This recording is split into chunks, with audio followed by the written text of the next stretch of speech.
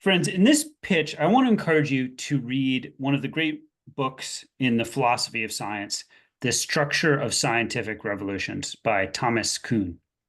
A lot of scientists believe that the philosophy of science isn't actually important. These skeptics claim that pondering big picture questions is just going to get in the way of doing real, concrete, tangible research. But I would answer these skeptics by saying that in the modern era, half of all published research papers are wrong.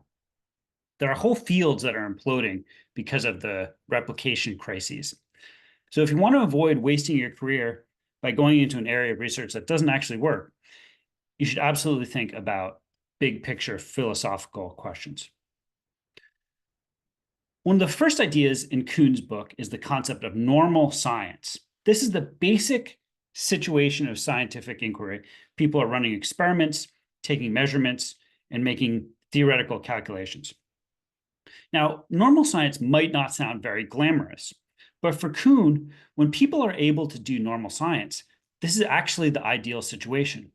Because what happens is that each scientist makes individual incremental forward steps, even though each step is small.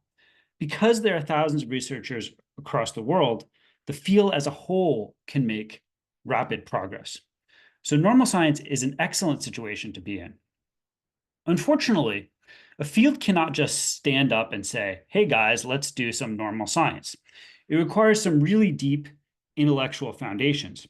First of all, the field needs a set of concepts and vocabulary that are widely agreed upon. This enables the researchers to communicate effectively with each other.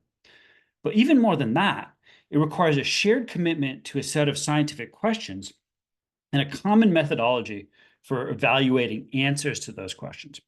These shared commitments are what Kuhn calls a scientific paradigm. It's worth observing how amazing it is that scientists can work together at all. Most scientists, in terms of personality, are competitive, egotistical, and argumentative. They're not going to just naturally collaborate in the spirit of goodwill. But a paradigm is like a harness that binds together a group of angry horses. By nature, the horses would just fight each other or run off into the distance. But the harness forces them to work together and pull a heavy load. So if you have a good paradigm, you can do normal science, and that's excellent. But sometimes a paradigm starts to break down. Progress grinds to a halt. People are working, but they don't seem to be getting anywhere. This situation was what Kuhn calls a scientific crisis. To fix the crisis, you need a new paradigm.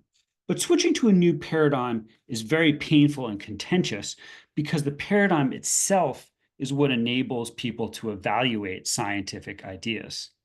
The principles of the new paradigm cannot be justified or derived from the old paradigm. So the leap to the new paradigm is almost an act of faith.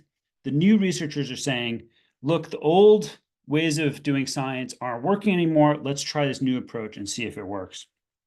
Of course, these scientific rebels are going to meet tremendous opposition from the old guard.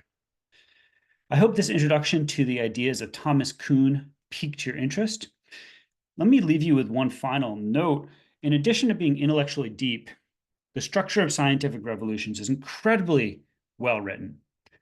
I'd say it's worth reading purely as a work of literature, even if you're not at all interested in the philosophy. Plus, you can use the word paradigm casually in conversations. Thanks so much.